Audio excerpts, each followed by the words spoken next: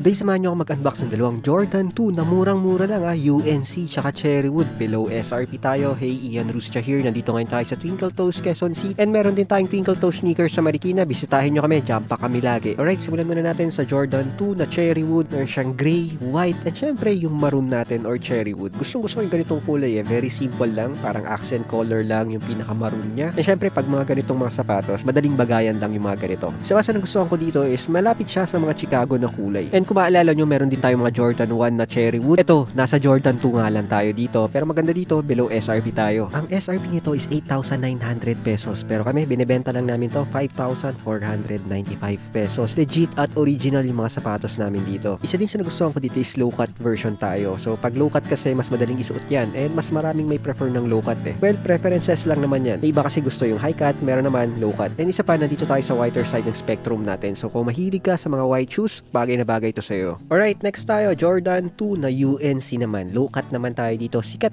na colorway to guys Yung UNC kasi guys, ito yung way para mag-pay tribute sa college days ni Jordan. Kasi sa University of North Carolina siya naglaro dati nun. And syempre, pag may colleges, ayan yung mga kulay nila. So ganyan, may pagka-powder blue siya. Maganda rin Pero mas pinakamaganda dito syempre, ang SRP niya 8,900 pesos. Pero sa amin guys 5,495 pesos lang namin to binibenta. Almost half the price na to guys Legit at original na Jordan 2 na sapatos ka pa. And syempre maganda na colorway pa to. So yun lang guys, so that's my 2 cents for today guys. Lagi kaming jump pack ngayon. Alam niyo naman, Christmas shopping na kaya talagang gigil na gigil yung mga taong bumibili ng mga sapatos. Guys, nandito ngayon tayo sa Twinkle Toes Sneakers, Quezon City. And syempre meron din kaming Marikina branch. Bisitahin nyo kami, or kung hindi kayo makabisita, pwede kayong umorder sa mga Facebook pages namin. Nagde-deliver kami Luzon, Visayas at Mindanao. Okay, after trabaho, pasyal naman tayo with the family. Dumating kasi yung pamangkin ko, anak siya ng kapatid ko or yung kakambal ko mismo. So pumunta kami mismo guys sa Santa Rosa, Laguna. Mag-overnight kami doon. Dito muna tayo, stop over muna tayo sa Nuvali. Kakain muna tayo dahil gutom na tayo. Syempre kasama natin si baby, kumakain siya ng saging. Sa totoo lang, pag may baby ka na, ang hirap mag-travel kasi hindi naman talaga siya bakasyon parang nag-aalaga pa rin ang bata. Iba lang yung settings nyo. And guys, papasok na tayo sa na-rent namin na villa. And guys, malapit lang to 15 minutes lang siya from Nuvali. Kaya kung magpapag-grab food kayo, pwede. Alright, very quick tour lang tayo. Sa harap, meron kayong parking good for 3 to 4 vehicles. Tapos pagpasok nyo, meron kayong sariling main entrance.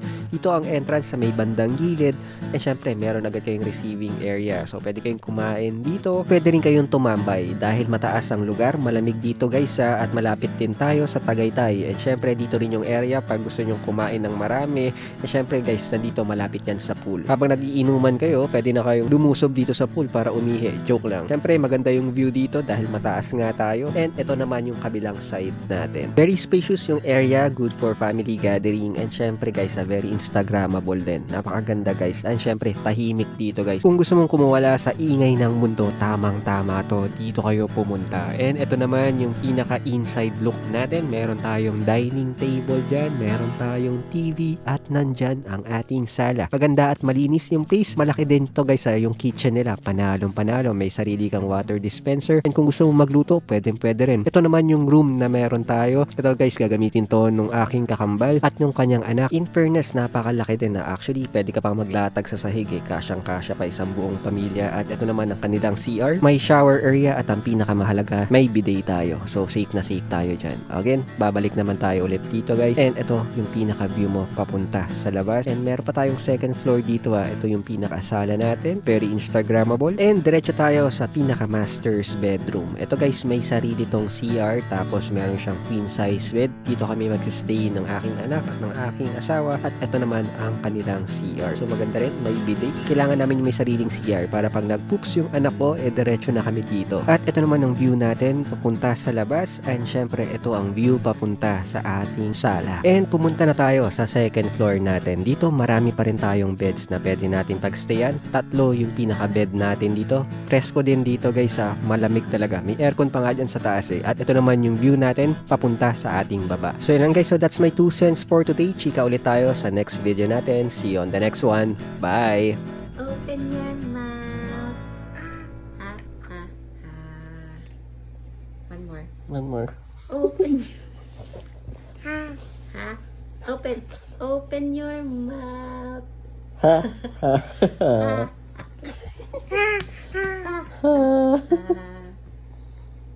Open your mouth. Ha ha ha. Ha ha ha. Okay, jump.